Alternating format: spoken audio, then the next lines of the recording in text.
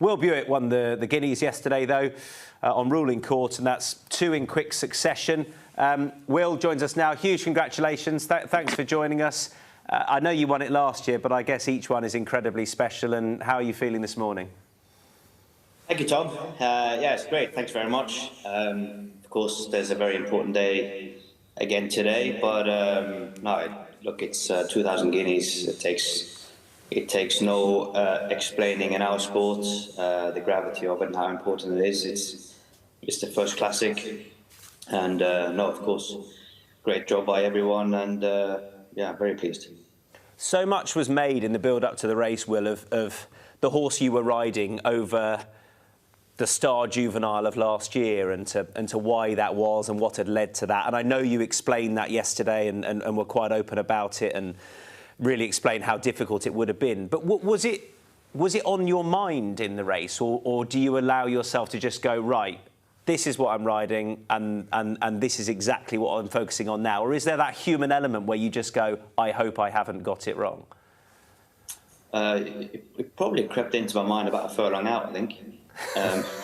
When you saw it?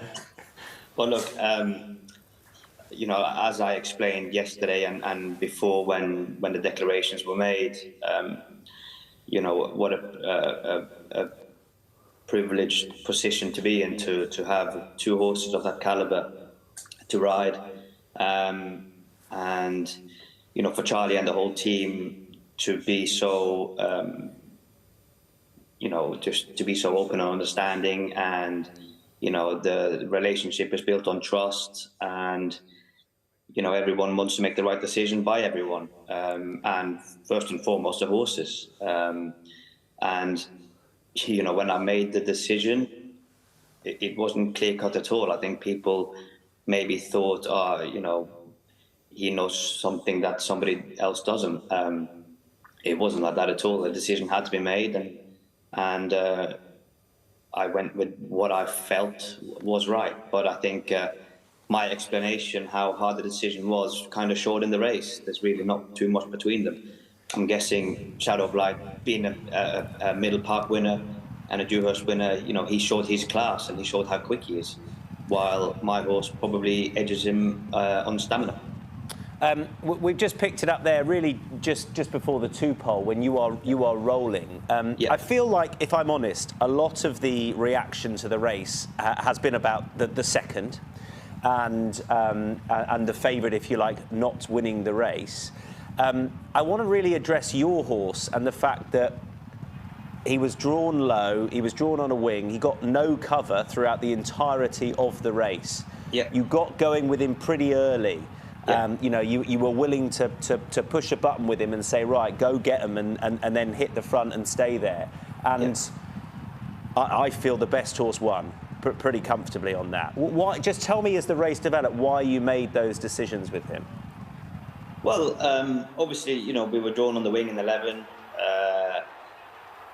and you know, he's in the Derby, so clearly he's a horse that we feel will get further. And you know, Charlie was just very keen to get the horse in his comfort zone. We weren't really sort of that concerned where we were in the race. But of course, you want to ride it according to the pace of the race. But the most important thing was to get him in a rhythm, which is always very important. But he just put himself in that lovely rhythm where I was very happy the whole way where I was, uninterrupted, didn't have to interfere with him at all at any stage. And, you know, I got rolling. It was only his 4th run, so I was conscious of getting some momentum and getting him rolling into the dip, just in case he took a bit of organising. But look, he flew through it, and once he hit the rising ground, he went again. So he gave me a lovely ride, and you know, he showed what a class horse he is. So you were really comfortable early on in the race, even when you sort of had daylight out in front of you. At no point were you concerned about that at all. He handled that fine, it seemed.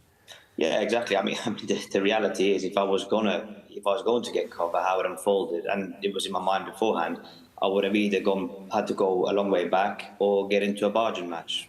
And, you know, you can't do that. So it was what felt right, and it was what we thought might happen beforehand. And you know, you can only do that on certain horses. He's one of them.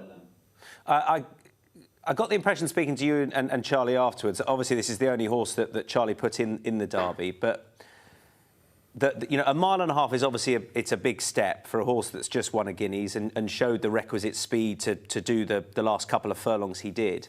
I mean, what's your instinct about whether or not he goes there, about what trip he is going to be absolutely A1 most effective over this season? Well, so far, you know, you would have to say a mile. He's a Guineas winner, so, but he will, you know, I'll be very confident of him getting 1.25 miles. Clearly, he has a lot of class. He's a lot of speed, but I feel he'll definitely get 1.25 miles. So, you know, the obvious next step would have to be Epsom. Of course, there's, you know, I'm sure the team will sit down, make a plan, and, you know, talk about it. It's a big call, but the Guineas is always a very good pointer. I remember Massa, he was third in the Guineas running on before he won the Derby. So it's, you know, people say it's the best trial for a Derby if you think your horse will stay. Good luck with Desert Flower today. I mean, Charlie was very positive about her earlier. I sort of feel like I just want to wish you well with her, but actually ask you one more about Shadow of Light, having given you've watched the race back and you're probably going to team up with that horse again. I mean, do you feel with that horse we might see him at a different track over 1 mile again, or is it back in distance with him? What's your gut feeling there? I haven't actually, I mean, as you can imagine, I didn't actually get to see much of Charlie after yesterday. So that's all of our fault, Will. We just shove microphones in front of you. Pardon? We just throw microphones in front of you and don't let you speak to each other. I nearly missed my ride after it because of you. Thank God it won.